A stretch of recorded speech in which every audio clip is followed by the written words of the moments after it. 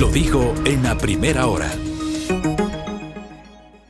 ¿Qué nos dejó la jornada del día de ayer? La jornada del día de ayer nos dejó la decisión de la Fiscalía de liberar los chats atribuidos al teléfono de Leandro Norero. Leandro Norero, un personaje que fue asesinado el año anterior, vinculado al narcotráfico y el crimen organizado. Sobre Leandro Norero, conocido con el alias del Patrón, se han establecido una serie de presunciones, una serie de conjeturas, una serie de relaciones. O sea, aparentemente el hombre tenía tal poder, que tenía cercanía con jueces, con fiscales, con policías, con autoridades del SNAI, con abogados en libre ejercicio. Y también se discute mucho la relación de Norero con el periodismo. Y creo que esto ha derivado en una discusión, una polémica sobre los límites, los alcances que tenemos nosotros en el ejercicio de nuestra profesión. Pues hay que comentarlo. Pero partamos de lo que le dijo ayer la fiscal general del Estado al colega Milton Pérez en entrevista en el canal de televisión Teleamazonas. La fiscal ha hablado justamente, y esto fue antes de que se liberen los chats. Estos chats que constan, son públicos ya, constan en la página web de la Fiscalía General del Estado. Ayer incluso sé que hubo muchísimo tráfico en la web de la Fiscalía y eso provocó dificultades técnicas que luego se solventaron. Todo el mundo quería revisar los chats. En los chats aparecen conversaciones con muchos personajes, lo cual ha generado polémica y por supuesto interpretaciones de acuerdo a quien más le conviene, porque aquí en el Ecuador cada quien interpreta a su manera y del modo que mejor le parece las cosas que se difunden o las cosas que se comentan. Escuchemos lo que dijo la fiscal sobre una parte de los chats. Póngale, por favor. Está la participación presunta de medios de comunicación que tenían contacto directo con Leandro Norero y que incluso le pedían que entregue información. ¿Qué medios? Los medios a los que ustedes van a poder acceder y van a ver. Y que además le decían, hermano, no te preocupes, a mí no me interesa el narcotráfico ni el contrabando, solo entrégame información de las aduanas, porque tienen como una intención direccionada. Como le pedían, le suplicaban información. No te olvides, hermano, me queda pendiente esto. Necesito esta información. Estoy trabajando en un caso fuerte. Voy a la asamblea a entregar estos datos, pero no me interesa el narcotráfico. Es que esa frase es muy importante y dice mucho. No me interesa el narcotráfico ni el contrabando. Solamente la información sesgada de lo que a mí me corresponde o de lo que a mí me interesa. A ver, esto dijo la fiscal general del Estado el día de ayer en esta entrevista con el canal de televisión Teleamazonas.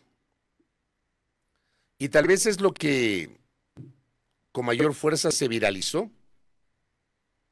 con mayor fuerza se comentó, esta declaración de la señora fiscal general del Estado respecto de estos chats en donde se leen conversaciones atribuidas a Leandro Norero con un colega periodista, con el colega Anderson Boscan. Básicamente se refieren a Anderson del portal digital Aposta. Y esto ha provocado, como digo, una serie de comentarios sobre los límites que tenemos los periodistas. Algunos cuestionan, ¿cómo es posible que el periodista haya dialogado con el narcotraficante? Yo creo que ese no es el problema. Creo que no hay que perderse. No hay que perderse.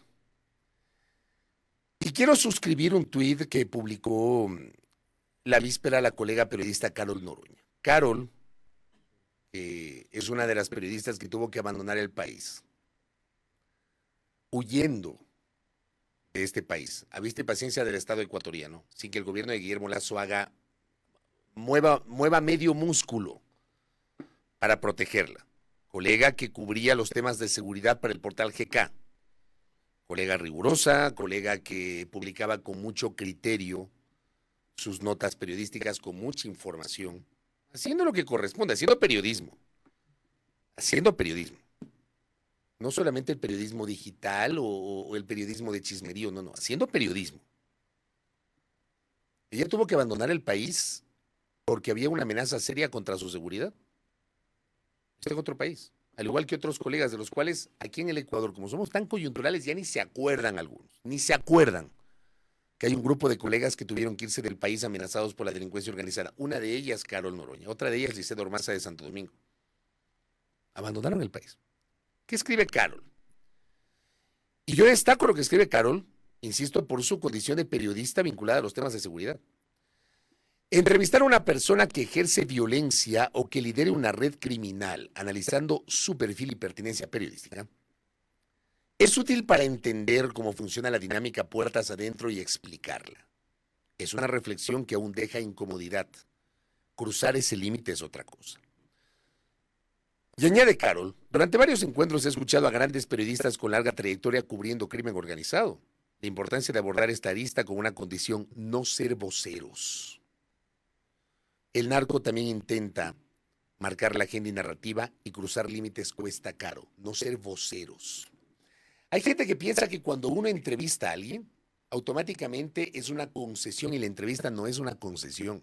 No, que haya entrevistas que son alfombras es otra cosa.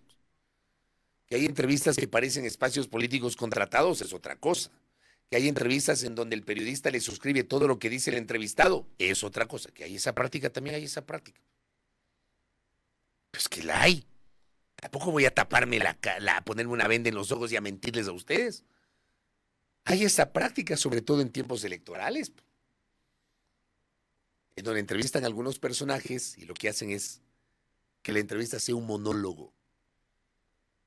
Y el periodista le suscribe todo. Eso también pasa. La entrevista no tiene que ser una concesión. La entrevista en su esencia, la entrevista es una manera de generar reflexión, argumentación y crítica sobre él o los temas por los cuales se genera esa entrevista. Una entrevista bien llevada tiene valor periodístico y puede ser un aporte para la comunidad. Alguna gente se escandaliza por ciertas entrevistas, claro, porque depende, ¿no? Yo me acuerdo que se escandalizaron. ¿Cómo es posible que entrevisten a Carlos Poli? ¿Cómo es posible que entrevisten a Pedro Delgado? ¿Cómo es posible que entrevisten a Carlos Pareja y a Nuseli? Claro que hay que poner en una balanza esas entrevistas, ¿no? Pero la entrevista per se tiene valor. La entrevista no es una concesión. Si mañana pasado un periodista tiene la posibilidad de entrevistar desde la clandestinidad, no sé, pues, a un narco mafioso, depende de cómo se maneje. Otra cosa es una relación o un maridaje entre el periodista y el narcotraficante. O que el narcotraficante le pague un billete al periodista por hacer una entrevista. Esa es otra cosa. Pues a mí me parece interesante esta reflexión de Carol. Me parece muy interesante esta reflexión. Porque aquí se está cuestionando que cómo es posible que se haga una entrevista. Perdóneme, aquí uno puede entrevistar a quien quiera. Porque es parte además del deber ser del ejercicio periodístico y es parte de la libertad de expresión, de la libertad de prensa, de la libertad de ejercer el periodismo. Otra cosa es cómo se manejan las entrevistas. Y creo que eso es lo que tenemos que debatir. Y generar esa reflexión que, insisto, sí, genera incomodidad y es probable que lo que yo estoy diciendo le genere a alguna gente incomodidad. Yo reflexionaba ayer en Irreverentes y traslado esa misma reflexión hoy. Allá por la década de los 80, había un delincuente muy conocido en el Ecuador, el Patucho Rigoberto. Vamos a ver si algunos de ustedes se acuerdan del Patucho Rigoberto, sobre todo los de mi generación, los de mi edad. El Patucho Rigoberto era un delincuente.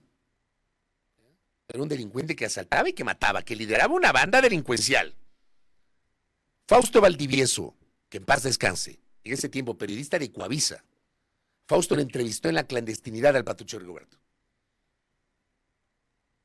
Y esa entrevista, que tuvo valor periodístico, salió en Ecuavisa y salió en Revista Vistazo. O sea, no es que hoy por primera vez que entrevistan a un delincuente que no sé qué, no, ese no es el problema. El problema es la relación que se puede tener o no con ese delincuente, con ese narcotraficante, con ese mafioso. Ese es el problema. Yo les invito a reflexionar sobre eso. Porque hoy ya es malo entrevistar. No es eso. Esa no es la discusión. La discusión no es la entrevista. La discusión que me parece a mí desata esto es la relación que puede haber entre la fuente y el periodista. Ese imposible maridaje. Y eso es lo que creo yo debemos discutir como sociedad. Sobre todo desde el punto de vista periodístico. Hay que mejorar las prácticas periodísticas, sin duda. Hay otra cosa que me encontré en el Twitter, por ejemplo, una reflexión que hacía la tuitera Merlina del Golfo ayer. Hay una práctica que parece estar muy extendida en el periodismo local y es la extorsión. Esto también abordemos esto, ¿no? Llamada eufemísticamente blindaje mediático. Los rumores son fuertes y sostenidos, pero nadie denuncia ni a medios ni a periodistas por este delito y aquí también campea la impunidad. Yo les pregunto a ustedes, ¿cuántas veces no han escuchado que el periodista no sé cuánto, que el periodista mengano, que el medio digital no sé cuánto, que el medio no sé cómo, publica tal cosa porque intentó extorsionar a alguna persona y esa persona no le pagó? ¿Cuántas veces han escuchado eso? Seguramente habrán escuchado muchas veces. ¿Cuántas veces de eso que han escuchado o eso que han escuchado se ha transformado en una denuncia concreta? ¿Saben qué? El periodista fulano de tal, el periodista Juan Piguave vino acá, me presentó esto y me dijo que si yo no le pago tal cantidad de dinero, él va a publicar. Y como no le pagué, público. ¿Cuántas veces? Todavía se menciona. ¿Quién lo ha probado? ¿Quién lo ha denunciado? Yo le traslado esto a ustedes para tratar de bajarle un poquito el nivel y ponerle seriedad a la discusión. El problema no es la entrevista. Yo lo veo así. Es mi criterio, mi opinión, la mía. El problema no es la discusión. Yo les digo una cosa. Yo con la transparencia que me caracteriza, yo les digo a ustedes, yo entrevisté en diciembre a Javier Jordán. Y la entrevista la difundí después de las elecciones en febrero. Una semana después de las elecciones. No quise difundir antes para que no se preste para la suspicacia. Una entrevista en la cual está en el portal Primera Plana porque la difundí en mi plataforma. Una entrevista que la dividí en dos partes, donde hubo algunas cosas interesantes que dijo Jordán. Algún colega entrañable amigo me decía, pero ¿por qué fuiste a entrevistar a Jordán? Porque yo analicé, valoré y me parece que sí tenía valor periodístico. Pero ustedes, les digo así con total transparencia, no van a encontrar, no existe, porque no existe. No van a encontrar un chat mío con Jordán, no lo van a encontrar. No existe eso, no hay forma, no hay manera. No hay manera. La única vez que yo conversé con el señor Jordán fue el día que le entrevisté. Ni antes ni después. Ni antes ni después. No existe un chat donde yo esté intercambiando mensajes con el señor Jordán, ni mucho menos, ni donde haya un maridaje con el señor Jordán, no. Eso no existe, no hay. Porque yo creo que hay límites. Y tiene que haber una distancia entre el periodista y la fuente. Eso reflexionemos. Yo creo que esa es la cosa, esa es la cuestión que hay que reflexionar. Eso hay que reflexionar. Acá me dice Andrés, ahora que mencionas al Patucho Rigoberto, en su tiempo y con las dinámicas propias del periodismo en esa época, se cuestionó la amistad de Carlos Luis Morales con ese delincuente. Así fue. Carlos Luis Morales, que en ese tiempo era la estrella del Barcelona, el arquero más conocido y más mediático del Ecuador. Por otro lado, dice Andrés, en periodismo hay que tener todas las versiones. Si tienes la versión de Dios, debes tener la versión del diablo o viceversa. Yo comulgo con ese periodismo que dice Andrés, que a alguna gente no le gusta. ¿Saben cómo se llama eso? Pluralidad. En lo cual yo creo, aunque a alguna gente no le gusta. En estos días es necesario, dice Andrés, tener una sana dosis de escepticismo y no tomar todo lo que se difunde sin beneficio de inventario. Tal cual, con pinzas.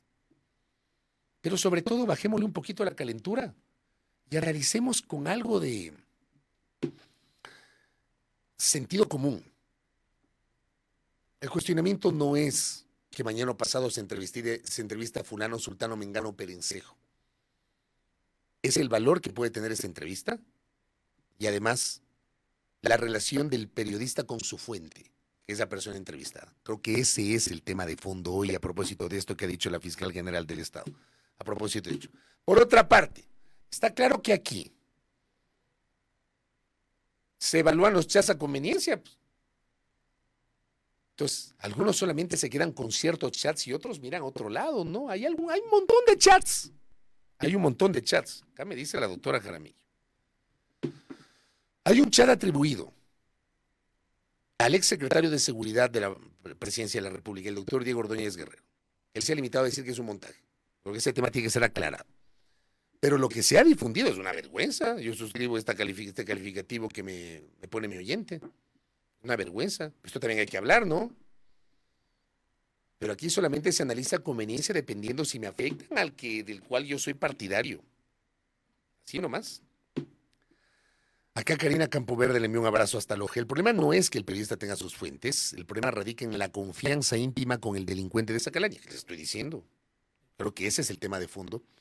Y que la información que busca únicamente esté vinculada con sus intereses y haga escándalo de temas que escogen a su antojo. Eso está para el debate. Lo segundo que pone Karina está para el debate.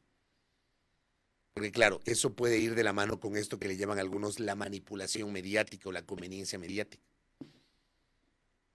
Pero el debate en estas horas es, ¿cómo es posible que entrevistes a un narco? ¿Cuántas entrevistas creen ustedes que concedió Pablo Escobar Gaviria en Colombia? No, ese no es el debate. Para mí no es el debate. Y les invito a reflexionar. Claro, acá me dice, por ejemplo, Cris Cabezas, a mí me decían, ¿por qué entrevisto a Correa? Yo voy a sostener lo mismo que sostuve en 2017 y por lo cual caí en desgracia con algunos sectores. Yo soy crítico de Correa, en otras cosas que no soy un odiador. Yo creo que el gobierno de Correa tuvo cosas positivas como también tuvo cosas negativas. Yo no creo en absolutos. Yo no soy un fanático que dice todo lo que hizo Correa es malo o todo lo que hizo Correa fue espectacular, que después de Correa el diluvio. No, yo no creo así, yo no pienso así. Yo creo que Correa tuvo cosas positivas y tuvo cosas negativas, pero Correa es un actor político importante en este país. Gobernó 10 años este país. Algunos dicen, ¿cómo entrevistas al prófugo? Bueno, ese prófugo es expresidente. Y entrevistar a Rafael Correa no significa ponerse en una alfombra, porque se le puede hacer una crítica, una entrevista con criticidad. Tal cual. Aquí se cuestiona por eso. Eso a uno no le hace correísta, anticorreísta, ni mucho menos. Así nomás. Pero a veces nos quedamos en los lugares comunes y nos quedamos en la periferia. Esos chats hay que tomarlo con pinzas. Hay que pedir que de esos chats avance la investigación y se pueda develar qué mismo. Yo les invito a analizar los chats con sentido crítico. Con absoluto sentido crítico. No quedarnos solamente en la periferia. Así nomás. En el tema de los chats. Hablando justamente de delincuencia organizada, ¿qué dijo ayer el presidente de la República? Y quiero recapitular lo que mencionó el presidente en el campo de Marte, que es la explanada esta de la Escuela Superior Militar Eloy Alfaro en Parque Ayacucho. El presidente ha dicho que no va a pactar con la delincuencia. Escuchemos al mandatario. Cuando asumí la responsabilidad de construir un nuevo Ecuador, lo hice consciente del enorme desafío que tenemos adelante. Y el principal reto del Ecuador hoy es la violencia. Ustedes, que han estado combatiendo a la delincuencia junto a la Policía Nacional, conocen de cerca el poder del crimen organizado ha alcanzado en el país. Tengan la certeza de que mi gobierno no va a ceder ante ninguna amenaza, ni vamos a pactar con delincuentes. Debemos desmantelar sus estructuras y para ello hemos puesto en marcha un plan de seguridad que contempla capacitación, equipamiento, inteligencia y cooperación internacional. Y lo que es más importante para nosotros, cooperación comprometida entre el ejército y la policía. Necesitamos urgentemente brindar... Ok, esa parte de Noboa. Noboa dice que no pactará con la delincuencia organizada. Creo que esa es la respuesta de Noboa a lo que él mismo reveló hace 2 semanas en la entrevista a Gonzalo Ruiz Álvarez. En esa entrevista, Daniel Noboa sí dijo que le había llegado una carta de un grupo de delincuencia organizada, cuyo texto el gobierno nunca lo mostró. Y el gobierno nunca más se refirió al tema. Nunca más. Yo imagino que esta declaración de Noboa es la respuesta a la carta, ¿no? Me imagino. O sea, Noboa está respondiendo a la carta, una carta que él mismo dijo a través de la cual un grupo de delincuencia organizada quería la pacificación. Me imagino que es la respuesta. a la carta, creo yo. No van a pactar. Yo estoy de acuerdo con esa posición de Noboa, debo decirlo. Así como ayer critiqué al presidente de la República por lo que pasó el día domingo, yo sí creo que esa es la línea. No pactar con la delincuencia organizada. Bueno, suena bien en el discurso. Ahora vamos a la praxis. ¿Qué se ha hecho? Si no se va a pactar con la delincuencia organizada, ¿qué se ha hecho para combatir la delincuencia organizada? Porque pasado mañana, Daniel Noboa cumplirá, no es pasado mañana, el sábado. El sábado Daniel Noboa cumplirá su primer mes en el gobierno. Y lidera un gobierno que no termina de despegar. Lidera un gobierno que no termina, creo yo, de establecer las líneas maestras de lo que será su gestión. Lidera un gobierno que se encontró con graves dificultades económicas. Ayer nomás el Ministerio de Finanzas anunció que iban a cerrar el año con atrasos por 5,000 millones de dólares. Le deben más de 800 millones de dólares al IES. Le deben a los gobiernos locales, le deben a los proveedores más de 5,000 millones de dólares. Así va a cerrar el año el fisco. Pero el gobierno de Daniel Noboa siento que no termina de despegar. Entonces, eso que dice el presidente Noboa, con lo cual yo sí estoy de acuerdo. Yo no creo que con la delincuencia hay que pactar. Yo creo que hay que llevar adelante una cruzada nacional para derrotar al crimen organizado. Pero para llevar adelante esa cruzada, quien tiene que liderar es el señor que está ahora mismo en Carondelet, que es el señor Daniel Noboa Sin. Él tiene que liderar esa cruzada. Teniendo una estrategia y un plan. Dice que tiene un plan bonito, dice él, que hasta ahora siento que no lo vemos porque siento que el gobierno no termina de despegar. Entonces esa declaración de Noboa suena bien en el discurso, maravillosa en el discurso. ¿Cómo no respaldar esa declaración del presidente? La gran interrogante es, bueno, te quedas en el discurso, pero ¿y la praxis? Porque en la práctica yo al menos no siento, como les he venido diciendo en estos días, yo no siento que hay efectivamente una acción contundente por parte del Estado ecuatoriano para, si no pactas con el narco, con la delincuencia organizada, bueno, combátelo. ¿Y qué se está haciendo para combatir el narco? Yo todavía no veo acciones concretas en ese sentido. Y en la parte final del comentario del día de hoy, no puedo dejar de hablar de una información que el día de ayer me llegó, vinculada a la situación económica de las empresas públicas. Póngame el artecito que le envié. Ok, esta es una información que me llegó ayer. Este es un cuadro que da cuenta de los resultados oficiales de las empresas públicas. Esto fue del año pasado, de 2022. ¿Cómo cerraron las empresas públicas? O sea, también hablemos de esto, ¿no? O sea, en medio de la coyuntura, a veces nos olvidamos de otros temas. La situación de las empresas públicas. Sobre todo porque hace pocos días el presidente de la República dispuso la liquidación de la empresa coordinadora de las empresas públicas, EMCO, de cuyos avances todavía no sabemos. Entonces vemos que Petroecuador sigue siendo la empresa pública más rentable de este país. La empresa que maneja la riqueza petrolera. Y que genera, o que generó, en 2022, 4,760 millones de dólares. Seguida por Flopec, con 177,31 millones de dólares, y mucho más abajo, tenemos a Creamos Infraestructura, con 28,96, CENEL, con 7,25, Santa Bárbara, que entiendo es la empresa de las municiones, con 2,64, Astinave, 0,33, Servicios Postales, con 0,23, y de allí tenemos las empresas que están arrojando pérdidas. La propia ENCO 0,17, Comunica, que es la empresa de los medios estatales, con el 1,98, yo no le llamo medios públicos sino estatales. La empresa nacional minera con menos 2,81, la EPA con menos 15,17, SELEC, sobre la cual hay serios cuestionamientos respecto de la corrupción, con menos 27,61, y CNT con menos 47,36. Cifras del año pasado, gracias. por esas cifras del año pasado. El caso de Petroecuador, por ejemplo. Por eso la importancia de Petroecuador y por eso tenemos que observar la gestión de Petroecuador.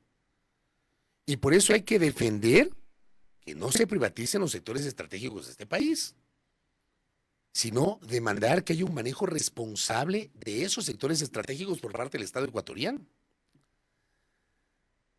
El Estado en Petroecuador invierte en ciertos campos, es socio en otros y concesionario de campos en la mayoría de las modalidades es el Estado el que debe poner recursos. El mayor aporte de Petroecuador es el consorcio Shushufindi.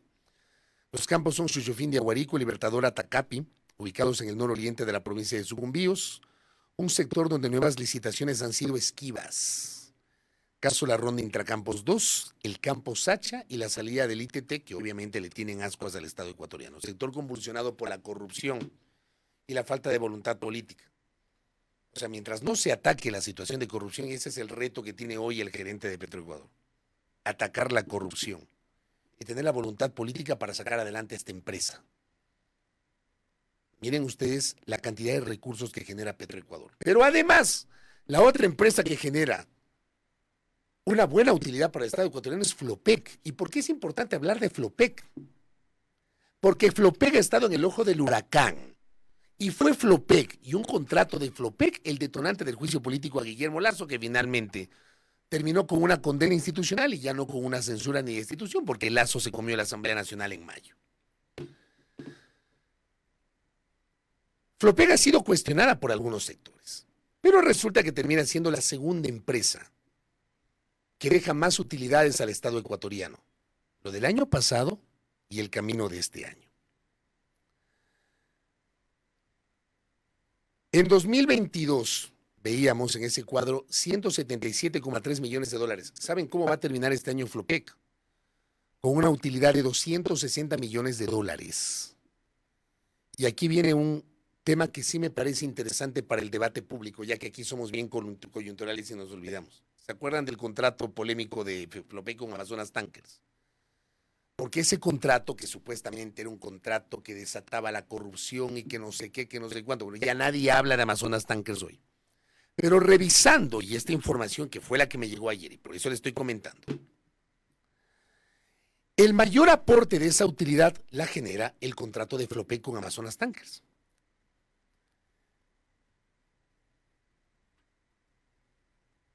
Deja alrededor de 15 millones de dólares mensuales de utilidad ese contrato a Flopec. Contrato que fue motivo de controversia, insisto, pese a la enorme rentabilidad que le ha generado a la flota petrolera ecuatoriana. Sobre todo porque, de acuerdo a la información, a partir de ese contrato se eliminó la presencia de intermediarios que se llevaban una buena cantidad de plata para alimentar sus bolsillos, perjudicando al Estado ecuatoriano. Flopec ha recuperado de las manos de las intermediarias petroleras el transporte total de las exportaciones, mas no así de las importaciones que siguen en manos de esos grupos intermediarios. Y ahí tienen otro reto, el Estado ecuatoriano a través de Petroecuador y de Flopec. De que así como eliminó la presencia de intermediarios para el tema de exportaciones, haga lo propio para el tema de importaciones. Hasta noviembre pasado, hablando de las empresas públicas, Flopec es la empresa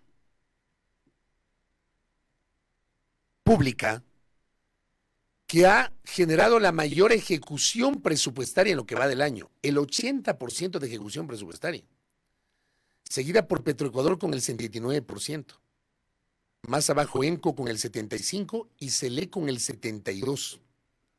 El resto de empresas, CNL, Creamos Infraestructura, Comunica, Servicios Postales, EPAS, TINAVE, CNT, ENAMI, Santa Bárbara, por debajo del 70%. Santa Bárbara llega apenas al 37%. ¿Qué tal si hablamos de esto, no? Acá me llega un mensaje, gracias Sergio. CNT llegó a tener más de 50 millones de dólares de excedentes.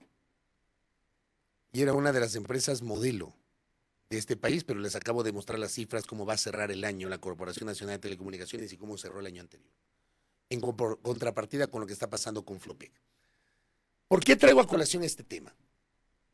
Y creo que el debate requiere seriedad. Y en algún momento debería ser retomado. ¿El contrato de Flopec con Amazonas Tankers fue lesivo para el país? ¿O le generó utilidades al Estado ecuatoriano? Porque según estas cifras, ese contrato le ha generado una utilidad. Entonces, si te genera un contrato de utilidad, ¿cómo es que el contrato fue lesivo para el Ecuador? Yo planteo esta inquietud con base en esta información que me llegó anoche y que me pareció relevante para comentarlas con ustedes. O sea, no capto el punto, no capto.